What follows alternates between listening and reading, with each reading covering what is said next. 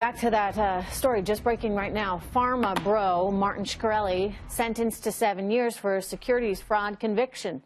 Shkreli became infamous for raising the price of a life-saving AIDS drug by 5,000% and fighting back against his critics online. I want to go right now to Deirdre Bolton, who is live outside the courthouse with more. Hi, Deirdre.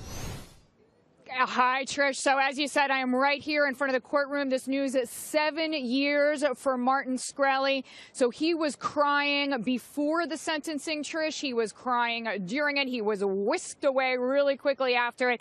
I want to mention, just going through some of these details here. So 7 years for securities fraud, 5 years for conspiracy to commit securities fraud. For those who don't know, conspiracy, or rather securities fraud, is basically just lying to your investors. And then conspiracy to commit securities fraud is essentially an attempt at stock price manipulation. So he was found guilty of both. The sentencing, 7 years and 5 years respectively, will actually be served out, those two terms, concurrently.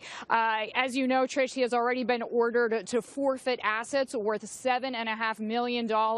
So part of that is cash, part of that is a Picasso painting, part of that is a Wu-Tang Clan album. And essentially what happened here is the judge seemed to go right down the middle. We were talking about the least amount of time that Shkreli could get, and it would have been between 12 and 18 months. The most amount of time was between 15 and 20 years. So it seems as if the judge, in picking this headline 7-year number, went right down the middle.